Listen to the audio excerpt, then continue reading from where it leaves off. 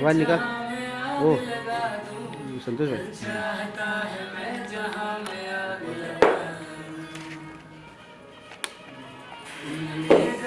मुझको तुमको दगा मिलेगी, तोड़ने की देखना एक दिन सजा मिलेगी, तुमने दगा दी मुझको।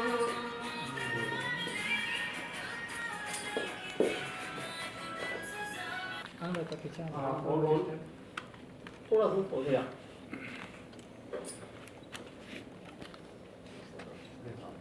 हाँ हो जाएगा। That I want to sing, okay. रूठी है सब ते रब्बा, रब्बा दिल भी है रूठा, सब कुछ है बिखरा बिखरा, बिखरा सा रूठा रूठा।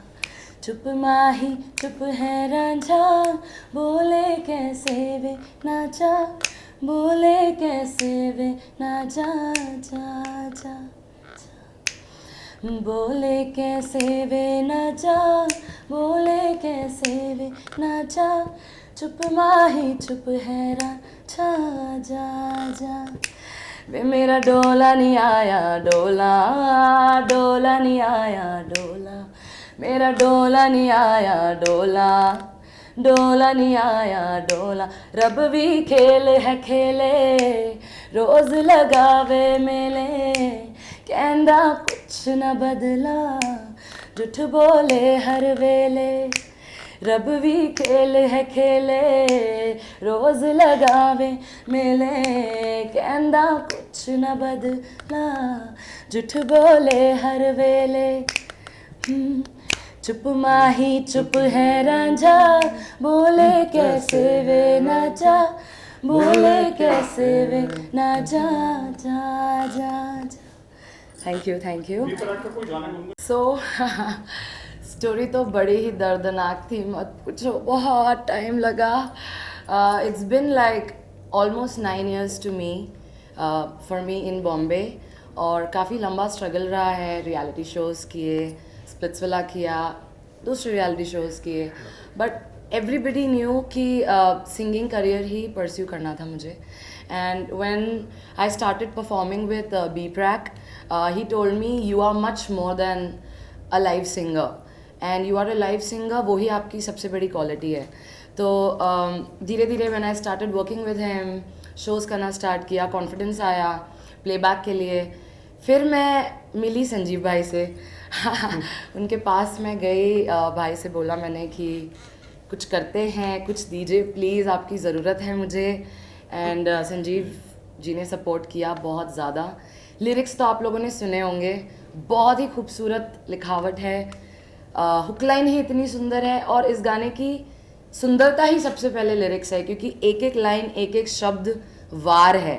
किसी ने किसी का दिल तोड़ा हो तो उस पर वार है, कड़क वार। तुमने दगा दी मुझको, तुमको दगा मिलेगी, दिल तोड़ने के देखना एक दिन सजा मिलेगी। This is like so direct, so straight. Sanjeev भाई क्या कहते हैं आप? बहुत सबसे पहले तो thank you so much. It was a collaboration, he supported me through out the song. इन्हीं के वजह से पॉसिबल हुआ है, लिरिक्स नहीं होती तो म्यूज़िक कैसे होता, सिंगर कैसे आती। तो आई थिंक सबसे पहला काम राइटर का होता है, कंपोज़र का होता है, एंड इन्होंने जो काम किया है वो तो दुनिया देख ही रही है। ऑलरेडी इतना सारा काम कर रहे हैं संजीव भाई, अब आप बोल दीजिए कुछ। आप सबने गाना सुना होगा, गाने के लिरिक्स कुछ जैसा जस्टिफाई सिंगर करता है, तो ऋतु ने वैसा जस्टिफाई किया। हम जब फर्स्ट टाइम मिले थे ऋतु और हम लोग, तो इसकी आवाज़ में ना स्पार्क था। आप इतने सारे नए सिंगर्स को सुनते हैं, तो ये एक ऐसा दौर है म्यूज़िक इंडस्ट्री में कि जिसमें भी पोटेंशियल है उसके लिए ब्रेक है आज के टाइम में। एंड मेरा पर्सनल मानना है as a composer, as a writer, कि ऋतु जैसे 1000 में से एक वॉइस होती है ना, कि 1000 में से एक चमकने वाली वॉइस, तो ये वॉइस मुझे वो लगी। एंड जिस एनर्जी से गाना हमने बनाया, इसने जस्टिफाइड किया ऐसा। हालांकि she is very happily with Mayank, पर इसने सैडनेस वॉइस में बहुत कमाल की दिखाई है। Thank you so much. वो तो सिंगर का काम ही होता है, जैसे डांसर्स अपने फेस से, अपनी कला से अपना एक्सप्रेस करते हैं, अपना दर्द, अपनी खुशी। वैसे ही सिंगर का भी काम होता है, जो भी वो गाए, चाहे वो 4 शब्द हो, चाहे वो 4 लाइनें हों, जो शब्द कहते हैं उन शब्दों का अर्थ हमारी आवाज़ में सुनाई देना एंड चाहिए। सिंगिंग के साथ जैसा आपने एक्टिंग देखी होगी ना ऋतु की, तो मतलब सिंगर तो ये बहुत अच्छी है, बट पर्सनली मेरा मानना है ये ना बॉर्न एक्ट्रेस है एक्चुअली। Oh God. अभी बहुत ये बात अच्छी भी कर रही है dancer। तो आप लोग को लग रहा होगा कि एक्टिंग या एक्सप्रेशंस ना भगवान ने इसके खून में दिया है कि थैंक यू सो तो मच। एक्ट्रेस बहुत अच्छी है ऐसी। मुझे आई होप, ऐसा मुझे सब बोलते हैं, but I think I should explore more to my acting. बाकी मौका मिला तो बिल्कुल, बट हाँ मेन फोकस मेरा अभी सिंगिंग है, क्योंकि बहुत साल लगे मुझे यहाँ तक पहुँचने में और बहुत बहुत डिफ़िकल्ट जर्नी रही है।